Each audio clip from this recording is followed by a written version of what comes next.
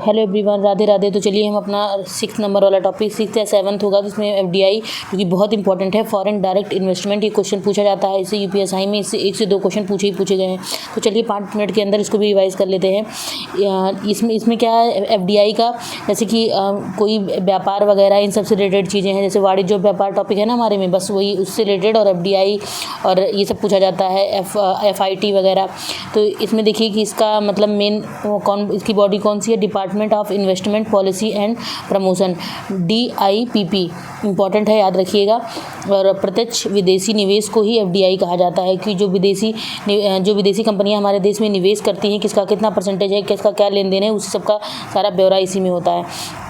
भारत की कंपनी इससे देशों में निवेश करती है। उसके बाद एफडीआई एंड एफआईटी, ये दोनों आपस में लिंक हैं। देखिए, अगर 10% से ज़्यादा चीज़ें रही निवेश में तो इसको एफडीआई कहते हैं, 10% से कम रही तो एफआईटी कहते हैं।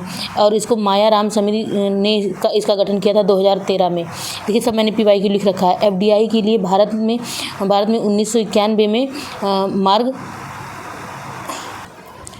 इसके बाद नेक्स्ट आते हैं पीवी नरसिम्हा राव। जैसे एलपीजी जो आया था, इसी के बाद 1991 में हमारी आर्थिक सुरक्षा नीति आई थी, जिसमें एलपीजी यानी लिबरलाइजेशन, प्राइवेटाइजेशन एंड ग्लोबलाइजेशन, उदारीकरण, निजीकरण, वैश्वीकरण को बढ़ावा दिया गया था, लागू किया गया था। इसके हेड थे PV नरसिम्हा राव और वित्त मंत्री मनमोहन सिंह थे। और एफडीआई पॉलिसी और DIPP द्वारा इसका संगठन होता है। और विश्व स्तर पर एफडीआई के जनक कौन है, हाइमर। भारत में जनक कौन है, चंद्रकांत संपत। और आरबीआई द्वारा नियंत्रण रखा जाता है। आपसे पूछा जाएगा कि एफडीआई का नियंत्रण किसके थ्रू होता है, आरबीआई के थ्रू। आरबीआई इन सब का देखरेख करती है, और मतलब आरबीआई के अंडर में ही होता है। वाणिज्य एवं उद्योग मंत्रालय के अंतर्गत ये सब आते हैं। संगुटिका प्रत्यक्ष विदेशी निवेश यानी कॉन्ग्लोमरेट क्या होता है, डिफरेंट टाइप के व्यापार में जो हमारी भारत की कंपनियां डिफरेंट टाइप में, मतलब अलग अलग, कोई चिप्स के उसमें तो कोई कहीं अलग अलग उसमें फील्ड में लगाता है, तो उसी को कहते हैं कॉन्ग्लोमरेट।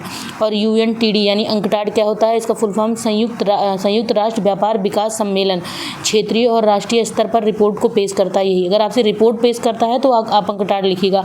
और बाकी किसके नियंत्रण में होता है, DIPP के।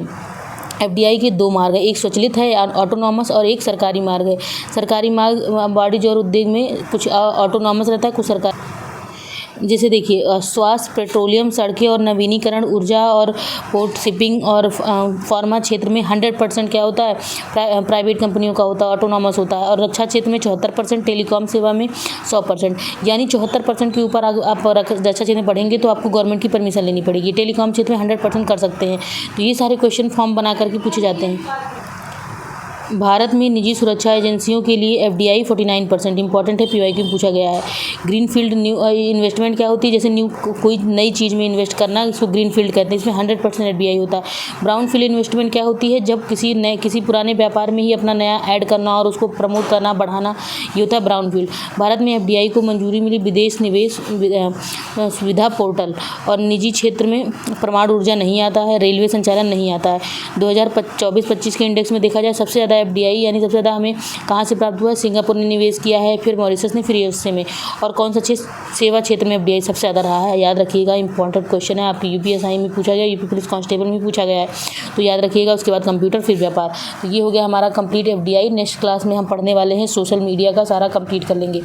तो अगर आपको वीडियो पसंद आती है तो लाइक, शेयर, सब्सक्राइब जरूर करिएगा। कुछ लोगों ने कमेंट किया है कि धीरे धीरे पढ़ाइए, आप वीडियो को स्लो करके भी देख सकते हैं। मैं यही कोशिश करती हूँ जितना जल्दी वीडियो बन जाए, जितना जल्दी खत्म हो जाए, और आप लोग को कम टाइम में ज़्यादा रिवीजन करने को मिल जाए।